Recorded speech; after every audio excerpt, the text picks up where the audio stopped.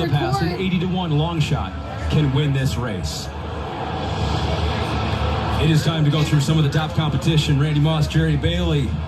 We'll start with the favorite, 7-2 odds in journalism. He seems to have held his composure like most of them over here. He looked great this week training, so that means he shipped well. He's so tactical. He can do everything, anything a jockey wants him to do in terms of position. What Umberto Rispoli, his jockey, has to be very aware of is how fast they are going early or slow. I expect it to be fast. It's easy to get sucked in too close to a hot early pace, and if that happens, the horses usually slow down in front of you far too early, and you end up making the lead too soon. So race aware. A couple days ago, Baeza was not even in the field. Now, one of the top choices. He was second in the Santa Anita Derby. Right now, he's the 6th choice in the betting at 14-1. He's second in our order because Jerry and I both consider him the second best 3-year-old in America, behind only journalism. An illustrious family. His half-brother Mage won the Derby in 2023. His half-brother Dornoch won the Belmont last year, 2024. The outside post, trainer, owner, jockey, don't mind it whatsoever. One of the many questions in this Derby is, what will the pace be like early on? Will it be very, very fast, set up for a closer, like the 18 in Sovereignty? Yes, I think it will be. Sovereignty has the advantage of having already won over this racetrack at Churchill Downs last fall as a 2-year-old. It wasn't sloppy, but it was Churchill Downs. He's fairly tactical. He's the kind of horse that starts slow early, but can make a middle move and get himself in position for that late final kick. Another deep closer, Sandman, currently going off at 5-1. Yeah, big surprise, I think, that he's that low of a price. Social media influencer Griffin Johnson and all his followers probably making this horse the darling of social media, but he also will benefit from a fast early pace from well behind. How surprised are you to see the 8-1 odds next to Luxor Cafe? A little bit surprised, but the Japanese almost won it last year with Forever Young. He had a 5-length win in his last race, second largest margin of victory. I think I said the most, behind only American Promise. He's for real. So we are just about ready to load the most unique starting gate in all of horse racing. The shot from high above.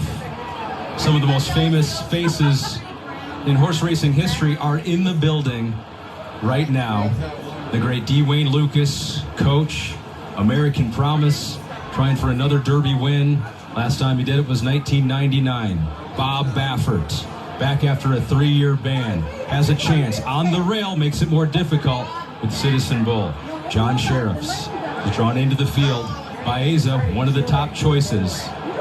And Michael McCarthy, been through a lot this past year, has the favorite in the Kentucky Derby. You can see how he's feeling right now. Watch the 1 and the 12, right? Citizen Bull from the rail, East Avenue from post 12. The race could get pretty quick. With the call of Derby 151. Let's get it up to Larry Coleman. All right, Ahmed, just a few more to go in. Flying Mohawk has moved into the starting gate. Owen Almighty taking his spot. He's number 20, and that leaves just the 21, Baeza, to complete the line here under Flavien Prat. Baeza steps forward and in. They're all in line. We're ready for the start. In the Kentucky Derby. Journalism is in a little bit of traffic early on here, but he came out of the gate okay. Citizen Bull and Neo Equos, as expected, to the front, but they've come well off the rail. And these two are setting the pace with Owen Almighty to the outside. East Avenue is away running in 4th. American Promise is 5th and down on the inside. Then Admire Daytona. Burnham Square is closer today. He's down on the rail, only about 5 lengths off the lead. Then Chunk of Gold.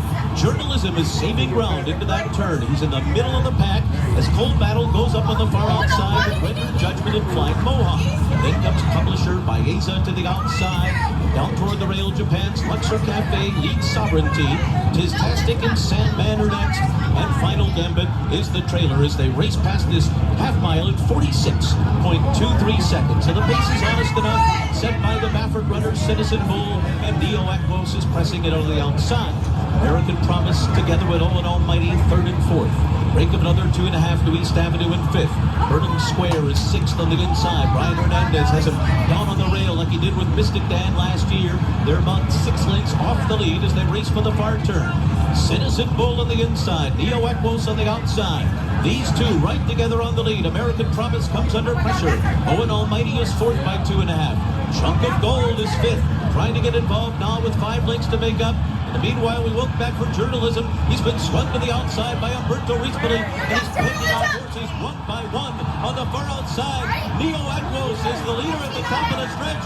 Journalism is on the move as they turn for home, and Sovereignty is coming with him on the outside. The two of them go right by with a furlong to run. Journalism and Sovereignty, nose to nose, down to the last 16th of a mile. Sovereignty has taken the lead. Journalism is second toward the inside. Mays is third, but it will be Sovereignty to rule the Kentucky Derby. Journalism and Mays over next. Final Gambit was fourth. The final time was 2:02.31 seconds. We wondered how this race would set up. Fast early pace. It was. Setting up for a closer. Trained by Bill Mott. Sovereignty, your Derby 151 winner. Back early, made a slight middle move as he's accustomed to doing at times. Looked like he was following Journalism around the turn, around horses about 4 wide, and then the race was on through the stretch. It was Journalism and Sovereignty, neck and neck, head and head. In the final 100 yards, Sovereignty proved the best. The first Kentucky Derby winner for Godolphin and Sheikh Mohammed, who's been ruling American racing in the Eclipse Awards lately. The second for Bill Mott, but the first one was by disqualification with Country House in 2019. Now he gets to experience winning the Derby for real the first time. Junior Alvarado. His Muddied. first, yes. Did not affect him, did not affect the horse. Journalism, the favorite, ran well. Baeza was right behind him in third, just like the Santa Anita Derby, except Sovereignty loves Churchill Downs and just improved past those two. Yeah. Journalism had no problem. Had a good inside trip in the first turn, crept up in the far turn, 3 wide trip, most of it, and had every chance in the world to outrun Sovereignty and couldn't do it through the stretch. Stretch runner, stretch runner, stretch runner, stretch runner. Top 4 is Final Gambit. Fills out the superfecta, but it's all about And Sovereignty. the reason is 22:46, fast pace. Citizen Bull doing what he needed to do, got out front early, but that pace just too fast. The best race of Sovereignty's life before this was here at Churchill Downs as a 2-year-old. He loves this place. He was training beautifully here, and he proved it again just now. Early on, Citizen Bull broke out, forced out Neo Equos, wiped out 2 or 3 horses early to get the lead, but he certainly got there. Take a look around the far turn, guys. Okay, you can see Sovereignty actually following Journalism. He had made that middle move to get up and behind him as they came around the turn. At the top of the stretch, it's Sovereignty on the outside, Journalism on the inside. Slight edge to Journalism at this point, but Sovereignty has him in his sights, and he's slowly grinding him down and then drawing away in the final 16th of a mile.